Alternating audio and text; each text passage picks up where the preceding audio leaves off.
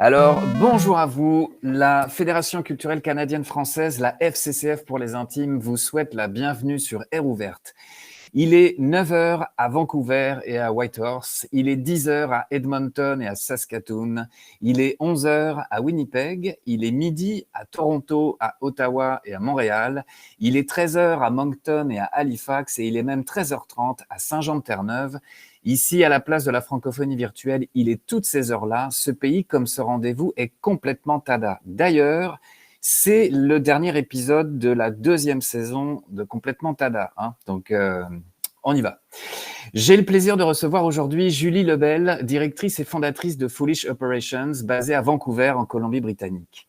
Depuis 25 ans, elle est une chorégraphe francophone investie dans le dialogue interdisciplinaire et la poétique du lien intergénérationnel. Elle est la fière maman de jumelles de 13 ans qui sont ses premières consultantes artistiques. Son approche pédagogique est inspirée par l'ensemble thinking, un système d'outils d'improvisation d'ensemble qui privilégie la collaboration. Elle adore créer ces environnements d'échange entre artistes et autres praticiens, souvent en dehors du champ artistique comme la santé, l'éducation, la justice sociale et environnementale. Foolish Operations a introduit une nouvelle façon de faire circuler ces spectacles interactifs pour la petite enfance à travers le Canada, en faisant appel à des artistes locaux pour intégrer leur création. À travers des résidences, Foolish Operations met l'accent sur la créativité, l'innovation et l'engagement de la communauté. Les présentations publiques et les ateliers de développement professionnel sont également inclus afin de favoriser des collaborations durables entre les artistes et la communauté. Alors, avant d'accueillir Julie sur la petite scène de Complètement Tada, je vous demande, cher public, d'appuyer frénétiquement sur la touche F afin de jeter quelques confettis.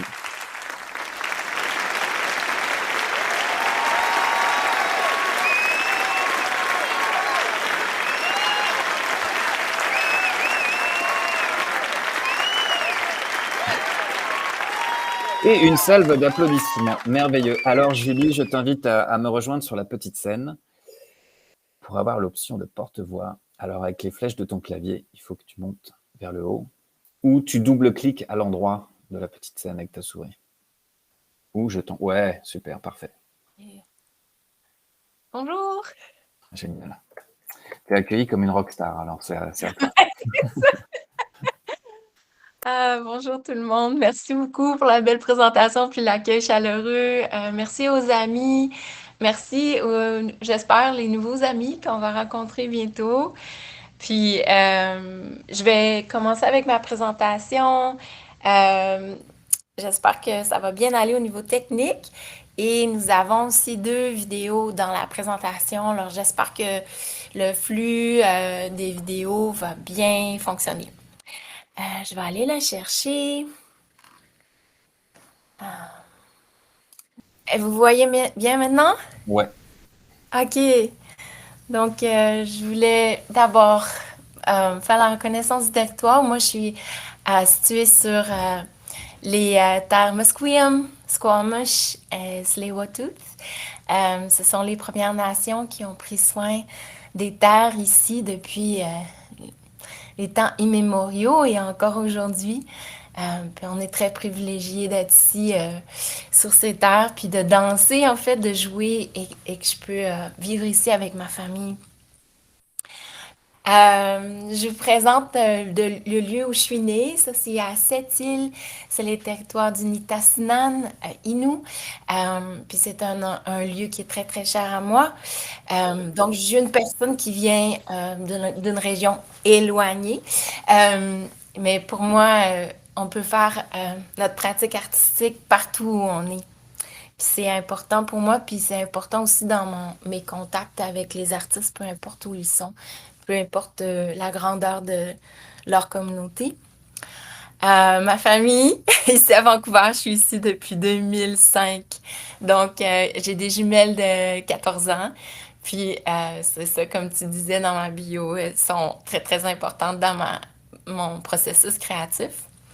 Quand elles sont nées, je suis plongée dans les spectacles pour très, très jeune public.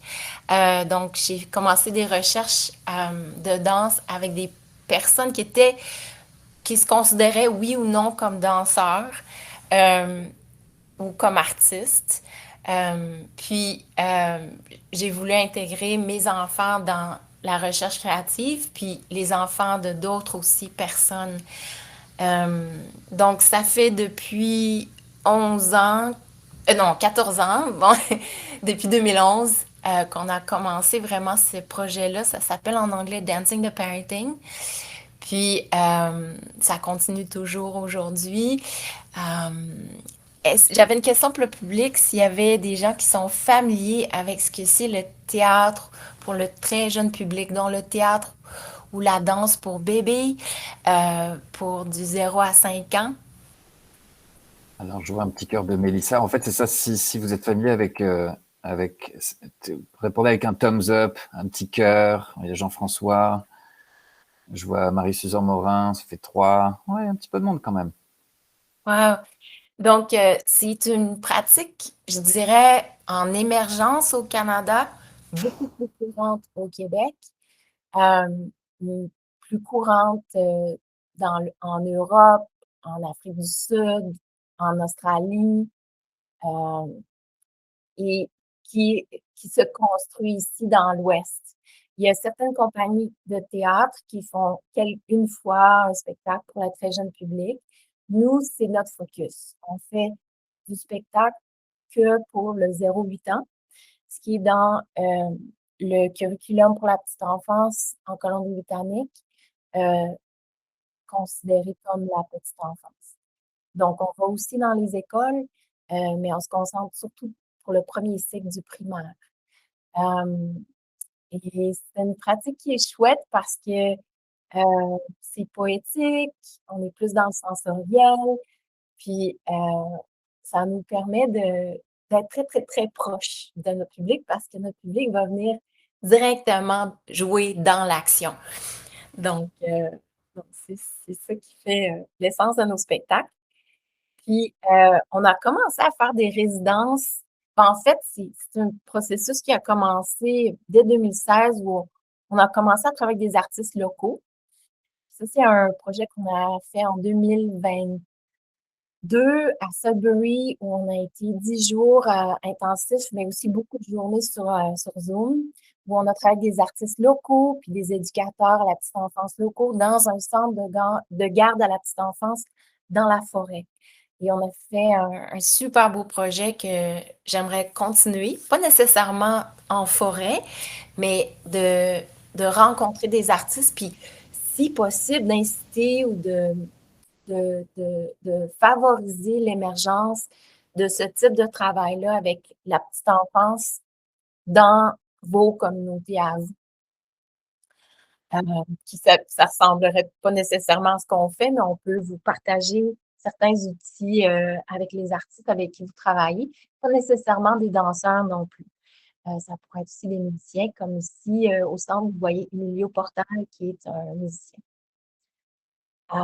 Donc, quand on fait ce travail-là, on travaille aussi en parallèle avec des éducateurs, des professeurs, des enseignants à la petite enfance, pour essayer de les approcher à considérer le langage du mouvement dans leur pratique de tous les jours. Pas nécessairement en devenant des professeurs de danse, mais comment insérer plus de mouvements, de jeux de mouvements dans toute leur routine de la journée.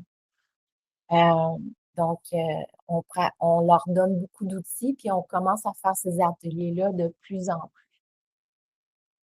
Puis, récemment, on vient de terminer un cycle de 2 ans avec des bibliothécaires de Surrey, de tous les systèmes des bibliothèques de Surrey, qui est donc 10 bibliothèques, qui est une ville qui est en croissance très, très, très, très rapide, qui va surpasser la population de Vancouver, je pense, d'ici 10 ans. Donc, c'est gros. Et toutes les bibliothécaires qui travaillent avec la jeunesse de Surrey ont participé à plusieurs développements professionnels. Puis, dans leur story time, dans leur session de lecture avec les familles qui sont gratuites, ben, ils bougent maintenant. Donc, c'est vraiment excitant. Je voulais vous partager un petit peu de notre travail. Ça, c'est notre pièce avec de la laine tricotée. Puis récemment, ben, depuis en fait 2022, on présente ce spectacle-là surtout pour les bébés de 0 à 2 ans, avec tous leurs adultes évidemment, donc grand-maman, grand-papa, ou en milieu de garderie. Donc, ça c'est tricoté. Euh, Puis, je vais vous présenter comme une espèce de reel de Foolish Operation. J'espère que ça va bien marcher. C'est à peu près 6 minutes. Ça présente euh, un spectacle qu'on a fait avec notre ensemble de parents et enfants. Je pense à la date de 2017, mais je le trouvais très chouette à regarder et drôle. C'est un spectacle qu'on a créé tous ensemble, les parents et les enfants ensemble. Ensuite, on va voir un petit peu de tricoter, un peu de poisson-papier, Paper Playground, puis un petit peu de notre nouveau spectacle dans la Maison des oiseaux. Ok, je me croise les doigts que ça marche bien.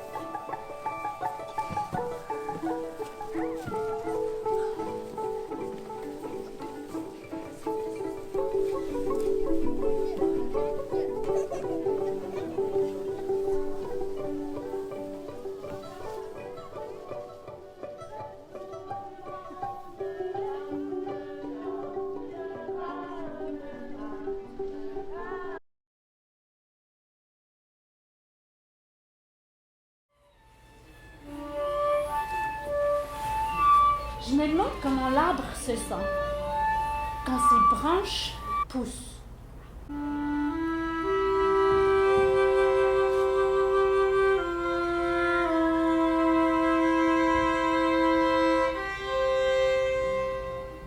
Veux-tu faire pousser tes branches avec moi?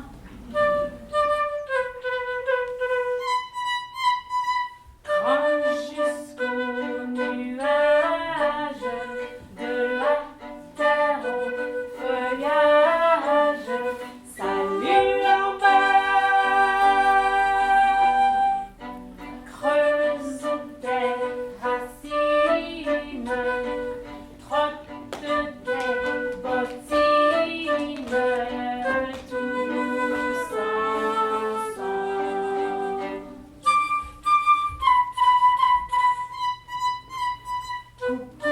Roucoule ta souille, dans l'ornie chatouille, salut Laurent, vole jusqu'aux nuages, de la terre au feuillage, tous ensemble. Je me demande si les gens voyaient assez bien pour voir le deuxième vidéo ou si on préfère le garder. C'est une espèce de petit 5 minutes documentaire pour présenter un peu ce qu'on a fait à Sudbury en 2022. Je voulais juste dire que comme impact de ce projet, on a travaillé avec 3 artistes locaux. Je pense qu'il y a une des artistes dont je suis en mentorat continu cette année en particulier. Donc, c'est un projet qui a fait beaucoup de petits. Puis, on espère que ce type de collaboration-là avec des artistes locaux se continue. Par exemple, quand on a présenté notre spectacle à St. John's, Newfoundland, à Saint-Jean en octobre l'année passée, on a travaillé avec une violoniste locale. La même chose quand on a présenté à Sudbury. On a des équipes d'artistes aussi à Montréal et à Toronto. On avait fait un projet similaire à Smithers dans le nord de la Colombie-Britannique. Donc, c'est vraiment une approche qui nous intéresse. Ouais. Alors, je vais partager des souvenirs de Sudbury.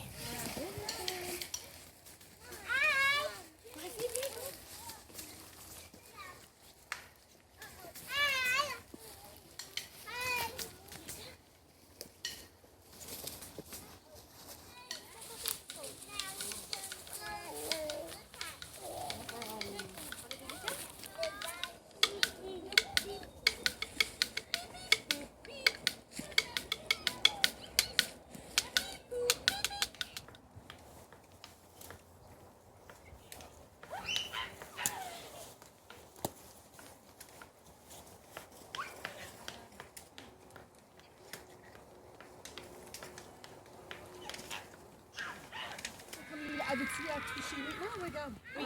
Il ne l'a pas touché parce que c'était froid.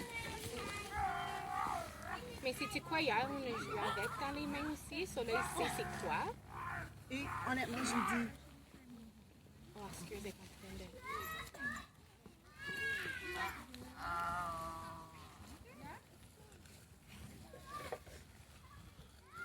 Sur les roches là, c'est bébé, comme il est venu me présenter à un petit. Puis là, on a eu un moment avec Natacha et une autre éducatrice où le bébé était juste sur le dos à regarder les arbres. Puis là, je m'ai placée à côté de lui. Puis là, comme Andy et Eliane me regardaient, là, qu'est-ce qu'elle fait. Puis là, Natacha s'est mise sur le dos aussi.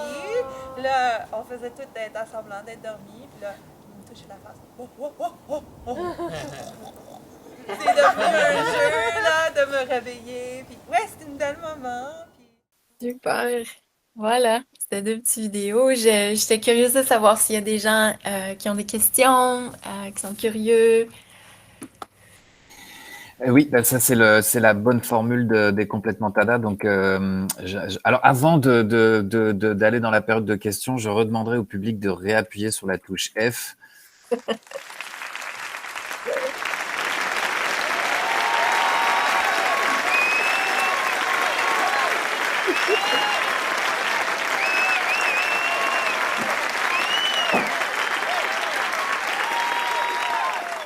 Alors déjà, j'ai une première question dans le chat de Mélissa, et en plus je la vois à l'image avec son petit bébé là, qui est devant l'écran. La question est toute simple, est-ce que vous existez au Québec? Hihi. Oui, ben, on a plusieurs artistes avec qui on travaille au Québec, 2 violonistes, au moins 2 ou 3 artistes, surtout une présente, c'est Marie-Pierre Gilbert. La deuxième, c'est Liliane Thériault, excuse-moi.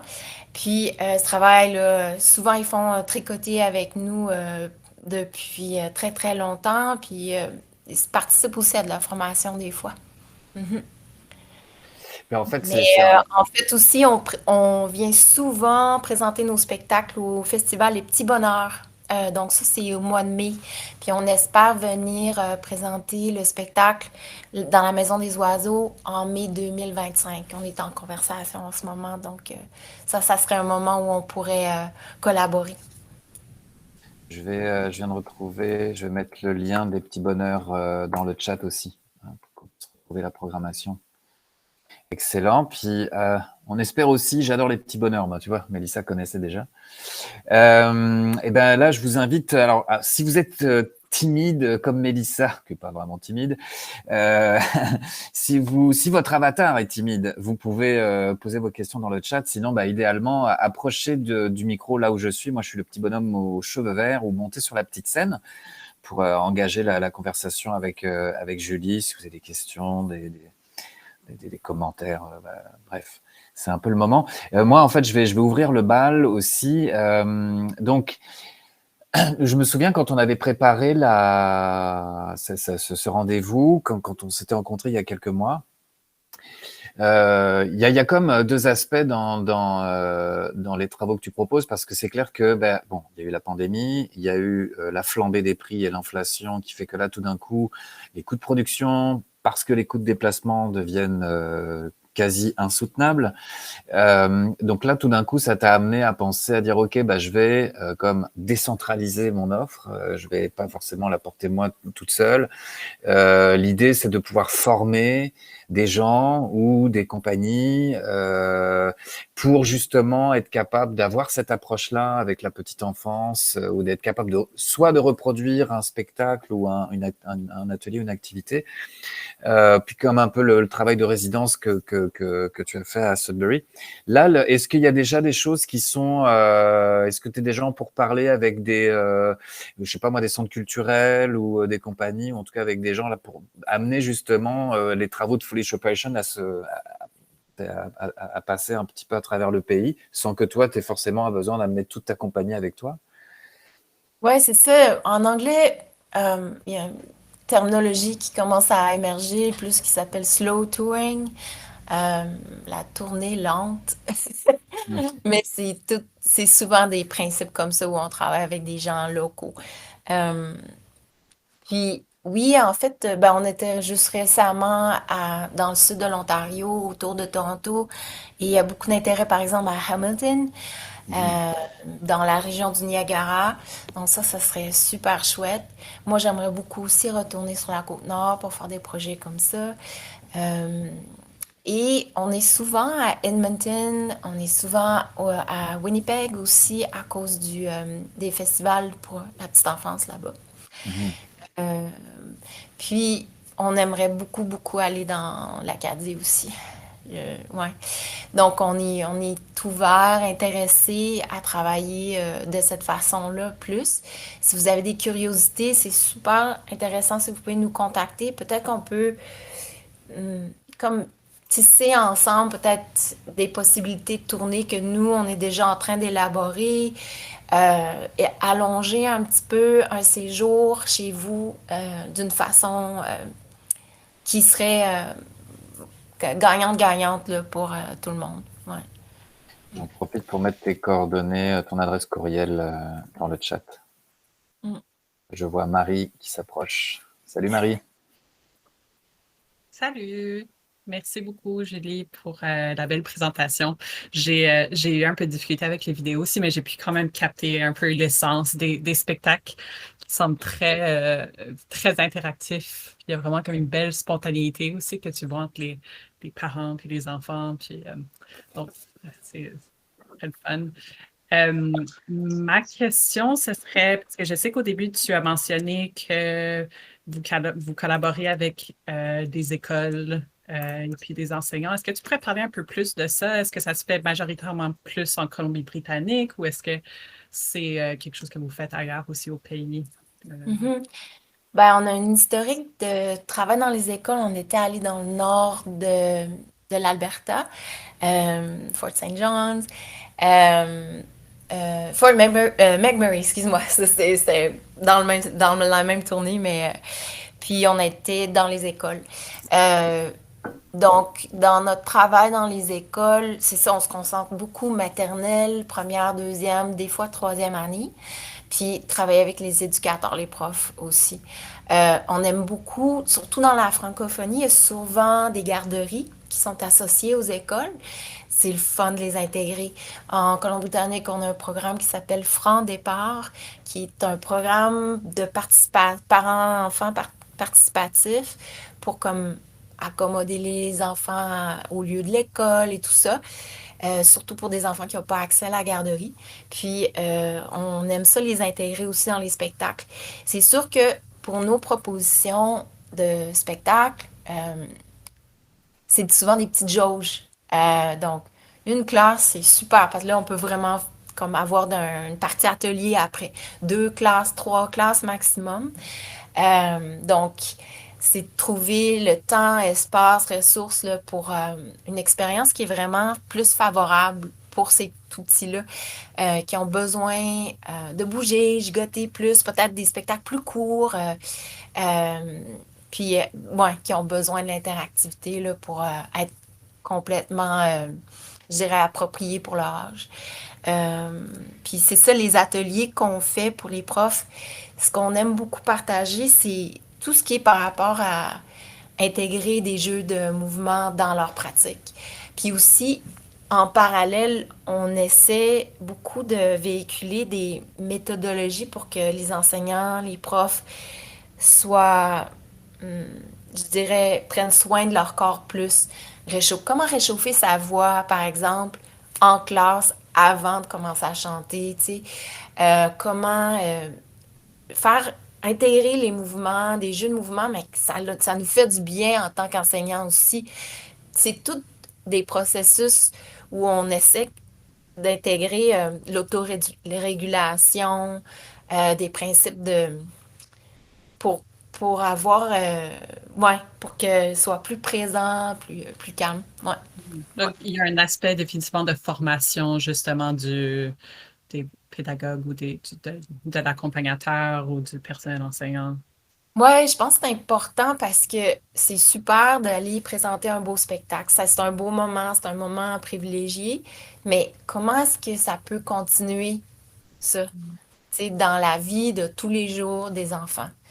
Tu sais, sans que nous, on ait à se déplacer nécessairement. Je pense que tout le monde peut intégrer plus de ce matériel dans leur pratique courante. Ouais. Mais aussi, c'est de travailler avec des artistes locaux, tu sais, parce que là, c'est encore mieux parce que eux, ils peuvent continuer, faire des nouveaux projets dans leur communauté à eux. Mhm. Super, merci. Ouais, ouais, ben, j'aimerais ça ouais, c'est ça. C'est des idées, mais Ouais, c'est un petit peu aussi pour ça qu'on est là aujourd'hui, c'est pour être capable de montrer ton travail, de le montrer à l'ensemble des provinces et des territoires avec déjà ce que tu es en train de mettre en place. Euh, Là, depuis ces quelques années, est-ce que justement, bon, c'est peut-être encore un peu tôt pour imaginer que tu as provoqué des vocations chez les enfants ou la petite enfance, là, mais déjà avec quelques années de recul, quand tu vois peut-être alors bon, les bébés s'en souviennent pas là, mais genre de la petite enfance qui ont peut-être eu des souvenirs de ça, puis qui grandissent. Est-ce que tu as eu des retours par rapport à ça, justement, une forme de continuité, de souvenir, de travail continu qui a été fait justement après ton passage, après une intervention, ou des profs ou des gens que tu as formés? Est-ce que tu as des retours par rapport à ça? mais dans notre pratique qu'on appelle Dancing the Parenting, c'est comme notre laboratoire de recherche. Puis c'est un atelier hebdomadaire qu'on fait chaque semaine de septembre à mai. Puis on a là-dedans des personnes qui sont là avec premier bébé, deuxième bébé, des fois jusqu'à 8 ans, tu vois. Mm. Puis c'est plus comme une pratique, tu sais, on y va. Ah, le bébé n'a pas dormi l'année dernière, on arrive en retard. Donc, c'est pas comme un cours où on doit arriver à l'heure, partir à l'heure. C'est très fluide là, pour cet âge-là. Puis, je dirais que sur- de façon surprenante, parce que moi, je suis pas une thérapeute, je suis une artiste en danse, mais c'est sûr que ça nous fait du bien. Puis, pour moi, les commentaires les plus surprenants, c'est comme j'ai eu des parents qui m'ont dit, like en anglais, that was my lifesaver, tu sais, parce que, en fait, la- les symptômes de dépression après la naissance, là, Mhm. c'est très, très, très, très, très courant. Euh, c'est de plus en plus courant maintenant. Ici, en Colombie-Britannique, c'est encore plus grand. On a beaucoup de familles qui sont ici, qui sont séparées de leur milieu. Mm. Euh, Puis d'avoir un endroit où on est en communauté, où est-ce qu'on peut juste être, euh, puis qu'on peut juste être là chaque semaine, ça les a beaucoup, beaucoup aidés. Puis ça leur a donné une espèce de moyen d'être créatifs, eux aussi, d'être engagés créatifs pour l'adulte. Je dirais que le bénéfice est souvent plus pour l'adulte. Puis Mhm. je dirais aussi que c'est une des choses qui est très, très importante dans notre travail comparativement à des gens qui font peut-être du spectacle pour les enfants. C'est, on s'adresse en fait beaucoup à l'adulte dans nos pratiques. On pense que c'est en prenant soin de l'adulte, en le mettant confortable, en le mettant, en l'accueillant, en lui disant, c'est correct, ton bébé peut faire du bruit. C'est correct, ton bébé il peut venir dans l'espace de danse. C'est correct, tu peux sortir et entrer. Tu sais, donner beaucoup de permission. Le parent se calme, puis c'est là que l'enfant se calme. Tu vois? Ouais, Puis ouais. c'est là qu'il y a un beau moment de connexion. Puis notre approche est assez simple. En fait, nos spectacles sont simples. Puis dans un sens, ce qu'on aime beaucoup voir, c'est le moment où ce que les parents peuvent voir leur enfant découvrir, essayer quelque chose de nouveau. Puis la deuxième chose, je dirais, comme avantage, c'est que par de plus en plus d'exposition à ce que l'enfant, à très très jeune âge, essaye des nouvelles choses, on essaie de leur montrer que la confiance en soi, ça commence comme dans le corps, au début de la vie. Donc, ça commence c'est comme des réflexes qu'on peut donner à l'enfant de dire, oui, c'est sécuritaire, va essayer quelque chose de nouveau, tu sais.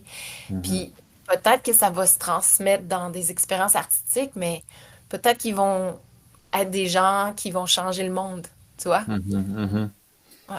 Un petit peu à la fois. Il faudrait que, en fait, j'amène ma petite Cara, qui a bientôt 5 ans et qui est une boule d'énergie. Et c'est pour aider à la connexion et à tu sais, genre ce que j'appelle le cool down. Oui, Je vais avoir besoin de ton aide.